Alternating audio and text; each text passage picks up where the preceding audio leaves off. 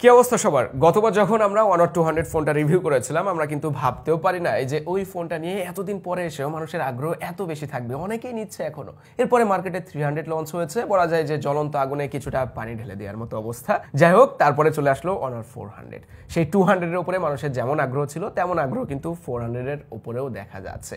বাংলাদেশে officially 400 pro এবং 400 দুইটা ফোন লঞ্চ হয়েছে। আমাদের কাছে দুইটা ফোনই এসেছে, কিন্তু আমরা বেশি সময় 400 ফোনটাই ব্যবহার করেছি। আমাদের টিমের কেউ গেমিং এর জন্য, কেউ প্রোডাক্টিভ কাজের জন্য, কেউ বা ডে টু ডে ইউজেজের জন্য, আবার কেউ ক্যামেরার জন্য এই ফোনটা ব্যবহার করেছে। তো চেষ্টা করব সুন্দর টাইমলাইন শেয়ার করতে, যেখান থেকে আপনারা ফোনটা সম্পর্কে পার্ট বাই পার্ট জানতে পারবেন। তো চলেন শুরু করা যাক আজকের ভিডিও। ওকে, তাহলে শুরু করা যাক বিল্ড অ্যান্ড ডিজাইন দিয়ে। এই ফোনটা খুব একটা বড় বা ছোট সাইজের ফোন না, স্ট্যান্ডার্ড সাইজের 6.55 ইঞ্চের ডিসপ্লে রয়েছে। মানে এক হাতে নিলে আপনি কমফোর্টেবল ফিল পাবেন, অন হ্যান্ড ইউজে ভালো এক্সপিরিয়েন্স পাওয়া যাচ্ছিল। তবে যে প্রাইস রেঞ্জে ফোনটা অফিসিয়ালি লঞ্চ হয়েছে, এখানে বডি ফ্রেম প্লাস্টিক, আবার রেয়ার প্যানেলেও প্লাস্টিক, আমার কাছে কিছুটা বেমানান মনে হয়েছে। দেখেন, এরকম সময় এসে অনেকেই কিন্তু দুই জায়গায় ভালো কিছু দিচ্ছে, তো সেলফ স্যাটিসফ্যাকশন একটা ব্যাপার তো থাকে। এখানে অন্তত রেয়ার প্যানেলে গ্লাস বা বডি ফ্রেমে মেটাল থাকা দরকার ছিল। আবার দেখেন IP66 এর রেটিং রয়েছে, যেখানে বাজেট ফোনে এখন আমরা 68, 69 পাচ্ছি, যদিও ওই জিনিসটা সবার দরকার হয় না, বাট এই সময়ে এসে 68 অন্তত এরকম বাজেটের ফোনে আমরা আশা করি। 7.3 mm থিকনেসের সাথে 184 গ্রাম ওয়েটের একটা ফোন। এইরকম হালকা ফোনেও আমরা 6000 mAh এর ব্যাটারি পাচ্ছি, কারণ এখানে সিলিকন কার্বন ব্যাটারি ব্যবহার করা হয়েছে। বডিতে উপরের দিকে এয়ার ব্লাস্টার ডুয়েল স্পিকারসও থাকছে, অ্যান্ড দুইটা ন্যানো সিম কার্ডের পাশাপাশি এই ফোনে কিন্তু ইসিমো সাপোর্টেড।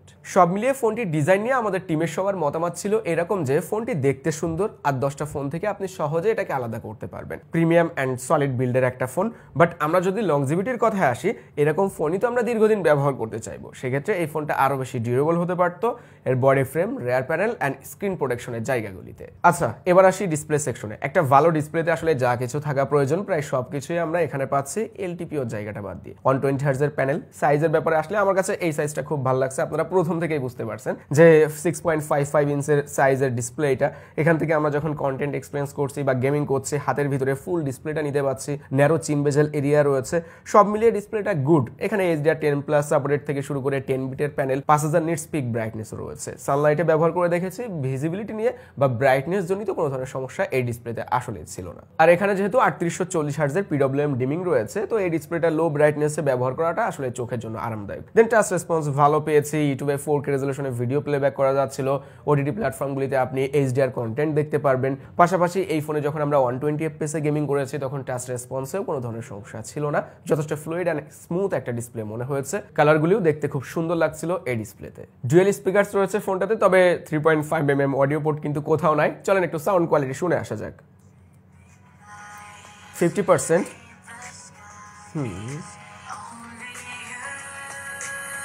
80%, 100%। সাউন্ড 200% পর্যন্ত বুস্ট করা যায়, বাট বুঝেন তো ডিস্টরশন চলে আসে ওটাতে। অ্যান্ড 100% পর্যন্ত সাউন্ড শুনতে ভালো লাগছিল, যথেষ্ট ক্লিয়ার আছে। বেজ একটু কম কম মনে হয়েছে, তাছাড়া পিছনের এই জায়গাটা কিছুটা ভাইব্রেটও করে, বাট আমি বলবো যথেষ্ট লাউড সাউন্ড দেয়, অ্যান্ড সাউন্ড শুনতে ভালোই লেগেছে আমার কাছে। অনারের এই 100 সিরিজটা বেশি বিখ্যাত মূলত ক্যামেরার জন্যই। হারকোড কালার পোর্ট্রেট মুড রয়েছে, যেখান থেকে রেডি টাইপের কয়েকটা প্রিসেট দেওয়া হয়েছে। কালারগুলো দেখতে খুবই ভালো লাগে, অনেকটা স্টুডিও গ্রেডের ছবি তোলা যায়। পাশাপাশি এর পোর্ট্রেট মুডের ইমেজগুলো খুবই দারুণ হয়, অনেকেই হয়তো জানেন যারা এই সিরিজের ফোন ব্যবহার করেছেন। তো এই ফোনে আমরা পিছনে দুইটা ক্যামেরা পাচ্ছি। একটা 200 মেগাপিক্সেলের ক্যামেরা রয়েছে, এখানে OIS থাকছে, আর একটা আলট্রা ওয়াইড রয়েছে যেটা কিনা 12 মেগাপিক্সেলের। তো এই 12 মেগাপিক্সেলের আলট্রা ওয়াইডকে প্রপারলি কাজে লাগানো হয়েছে, কেননা এই আলট্রা ওয়াইড দিয়ে আপনি আবার ম্যাক্রো ছবিও তুলতে পারবেন। সামনে সেলফি তোলার জন্য আবার 50 মেগাপিক্সেলের সেলফি ক্যামেরাও দেওয়া হয়েছে। ফোনটায় পোর্ট্রেট মুডে মোট 4টা ফোকাল লেন্থে ছবি তোলা যায়, মানে আপনি ফিল করবেন না যে একটা টেলিফটো নাই, বাট আশায় কিন্তু ছিলাম একটা টেলিফটো থাকবে এরকম প্রাইস রেঞ্জে। তো 3x পর্যন্ত জুম করা যাচ্ছিল, যেখানে আমরা ইমেজ কোয়ালিটি ভালো পেয়েছি, অনেকটা রেডি টু আপলোড ইমেজ পাওয়া যাচ্ছিল, কিছুটা বুস্টেড কালার টোন পাচ্ছিলাম। Edge detect okay, background blur and object separation নিয়ে কোনো সমস্যা ছিল না। ক্রিটিক্যাল মোমেন্ট যখন ফেস টোনের সাথে ব্যাকগ্রাউন্ডের কালার টোন কিছুটা মিল পাই, তখন দেখা যাচ্ছে হালকা ব্লারে সমস্যা করে, বাট ওইটা জুম না করলে কোনোভাবে ধরা যাচ্ছিল না। সেই সাথে অনরের ফোনে কিন্তু ফেসটাকে কিছুটা স্মুথ করে, মানে পোর্ট্রেট মুডে বলেন বা এমনিতেই ছবি তোলার ক্ষেত্রে আপনি স্মুথনেসের ব্যাপারটা খেয়াল করবেন, বিশেষ করে বডি বা ফেস এরিয়া। এরিয়াতে। স্কিন টোনটা খুব সুন্দরভাবে ফোটাইতে পারে। যখন আমরা 3x জুম করে ছবি তুলেছি, আলো ভালো না থাকলে ওই সময় কিন্তু ডিটেলস অ্যান্ড শার্পনেস কমে আসে, যেহেতু এমনিতেই স্মুথ করে দেয় কিছুটা। তো দেখা যাচ্ছে আপনি যখন লো লাইটে ছবি তুলবেন, রাত্রে ছবি তুলবেন পোর্ট্রেট মোডে, তখন যদি ডিজিটাল জুম করেন বা একটু বেশি জুম করে ছবি টবি তুলেন, তখন দেখবেন কিছুটা স্মুথ হয়ে যাচ্ছে। অনার ফোনের ক্যামেরা নেচারটা এরকম, বুস্টেড কালার টোন পাবেন, সে আপনি পোর্ট্রেটে তুলেন বা ল্যান্ডস্কেপে তুলেন, অ্যান্ড কন্ট্রাস্ট লেভেলটা কিছুটা বেশি থাকবে। চলেন ল্যান্ডস্কেপের ছবিগুলো কেমন রেজাল্ট পেয়েছে দেখে আসা যাক। 16mm ফোকাল লেন্থ রয়েছে আলট্রা ওয়াইডে, আর 27mm ফোকাল লেন্থ রয়েছে ওয়াইড অ্যাঙ্গেলে। আলট্রা ওয়াইড যেহেতু 12 মেগাপিক্সেল, রেজলিউশনের পার্থক্য অনেক বেশি, অ্যান্ড ইমেজের ভিতরে সেই পার্থক্যটা লক্ষণীয় মাত্রায় ছিল। একটু গ্রিনিশ টোন পাচ্ছিলাম আলট্রা ওয়াইডে, আর ডাইনামিক রেঞ্জে দুর্বলতা পাচ্ছি, কালসে টোনটা বেশি মনে হচ্ছে। মানে এখানে যদি কন্ট্রাস্ট লেভেলটা কমানো যেত তাহলে হয়তো ছবিগুলো দেখতে আরেকটু ব্যালেন্সড মনে হতো। ব্যক্তিগতভাবে আমার কাছে একটু ফ্ল্যাট টোনে বা ন্যাচারাল টোনের ছবিগুলো বেশি ভালো লাগে। আমি যখন অনারের ফোনের ছবিগুলো দেখছিলাম তখন আমার কাছে কেন জানি মনে হচ্ছে এত বেশি বুস্টেড কালার দিচ্ছে কেন, কন্ট্রাস্ট লেভেলটা এত বেশি কেন, শ্যাডো এরিয়াটাকে কি আরেকটু ভিজুয়ালে আনা যেত না? তো এই ধরনের ছবিগুলো অনেকেই পছন্দ করে, যেগুলোকে একেবারে রেডি টু আপলোড বলা যায়। মানে আপনাকে আর কিছুই করতে হবে না, পরবর্তীতে ছবি তোলার পরে সবকিছুই প্রসেস করে দেওয়া হয়। এজন্যই বলা হয় যে এক একজনের পছন্দ এক এক রকম। আমার কাছে যেটা ভালো লাগছে না, আপনার কাছে সেটা আবার ভালো লাগতেও পারে। তাই বলে যে ক্যামেরার কোয়ালিটি খারাপ, বিষয়টা এরকম না। আমরা যখন 200 মানে ওয়াইড অ্যাঙ্গেলে ছবিগুলো তুলছিলাম তখন কিন্তু যথেষ্ট শার্পনেস অ্যান্ড ডিটেলস পেয়েছি। লো লাইটের ভিতরেও নয়েজ অত বেশি ছিল না, অ্যান্ড ইমেজগুলোকে অত বেশি সফট করছিল না। ল্যান্ডস্কেপ ছবিগুলোর ক্ষেত্রে কালারগুলো ওয়াশ আউট হয় নাই, খুব সুন্দর কালার অ্যান্ড লাইট ব্যালেন্স করে খুব সুন্দরভাবে ছবিগুলোকে ফুটিয়ে তুলছিল। এখন 4K 30fps এর ভিডিও শুট হচ্ছে। 4K 30fps এর ভিডিওর কোয়ালিটি শুট করার সময় আমি আলট্রা ওয়াইডে যেতে পারছি। এখানে ওআইএস রয়েছে, ইআইএসও রয়েছে, 2x জুম করা যাচ্ছে। হ্যাঁ, আরও জুম করা যায়, তবে 2x জুম করলে মনে হয় সেটা কাজে আসবে। তারপরে অত ভালো ডিটেলস পাওয়া যাচ্ছে না। এটা অনেক্স এর কোয়ালিটি। আলট্রা ওয়াইডের ভিডিওর কোয়ালিটিও দেখে নিতে পারেন। এখন আমি আলট্রা ওয়াইডে রয়েছি। এই যে 4K 30fps এ শুট হচ্ছে, 1080p 60fps এ শুট করা যায়। এদিকে তাকা, ওএসটা ভালোই, খারাপ না। ভিডিওর কোয়ালিটিও বেশ ভালোই মনে হচ্ছে আমার কাছে। সেলফি ক্যামেরা 50 মেগাপিক্সেল, আমার কাছে যেমনটা বললাম ন্যাচারাল টোনের ছবিগুলো ভালো লাগে। আর এই সেলফি ক্যামেরার কালার টোনটা ঠিক ওই রকমই ছিল, বুস্টেড একেবারে মনে হয়নি। কন্ট্রাস্ট লেভেলটাও ব্যালেন্সড, কন্ট্রাস্ট, শ্যাডো, তারপরে ডাইনামিক রেঞ্জ সবগুলো একেবারে ব্যালেন্স করা হয়েছে, যে কারণে ছবিগুলো দেখতে অনেক বেশি ভালো লাগছিল। অ্যান্ড স্কিন টোনের ভিতরে একটু অরেঞ্জ কালার টোনটা বেশি দেখবেন আপনি, যেন ফেস টোনটা দেখতে ভালো লাগে এরকমই। তো সবকিছু মিলিয়ে আমার কাছে সেলফি ক্যামেরাটা গুড মনে হয়েছে। সামনের ক্যামেরাতে ভিডিও শুট করা যাবে 4K 30fps, পিছনে যেমন 4K 30fps এ ভিডিও শুট করা যাচ্ছে। ভিডিওর কোয়ালিটি আপনারা দেখতে পাচ্ছেন, ইআইএস রয়েছে এখানে, স্টেবল ভিডিও পাচ্ছি, এবং লাইট কতটা ভালোভাবে ব্যালেন্স করতে পারছে আপনারা দেখে নিতে পারেন। এটা দিয়ে আসলে কন্টেন্ট তৈরি করা যাবে কিনা অনেকে হয়তো প্রশ্ন করতে পারেন। হ্যাঁ, সেরকমই কোয়ালিটি পাচ্ছি, যেটা দিয়ে আপনি ছোটখাটো ব্লগ করে নিতে পারেন। কন্টেন্ট তৈরি করার মতো কোয়ালিটি আসলেই দিচ্ছে। তবে সাউন্ড কোয়ালিটি আমাকে শুনতে হবে, শুনে তারপরে আপনাদেরকে বলতে পারবো যে সাউন্ড আসলে কতটা ভালো সে রেকর্ড করতে পারছে। দিন দিন এআই যে পরিমাণে পাওয়ারফুল হয়ে যাচ্ছে, মানে ক্যামেরার কোয়ালিটি আর ভালো হয়ে কি হবে। আপ স্কেল করে দিচ্ছে, তারপরে চোখ বন্ধ থাকলে খুলে দিচ্ছে, কোনো জায়গায় আনওয়ান্টেড জিনিস চলে আসলে সেটাকে আবার সরিয়ে দিচ্ছে, আনব্লারের অপশন রয়েছে। মানে অনারের এই ফোনটাতে এত এআই দেওয়া হয়েছে যে আপনি একবার ব্যবহার করা শুরু করলে মনে হবে যেন প্রতিনিয়ত ব্যবহার করি। আর এআইগুলো কাজেও লাগছে, যেমন দেখেন ইমেজ টু ভিডিও কোন ফোনে পাচ্ছি আমরা।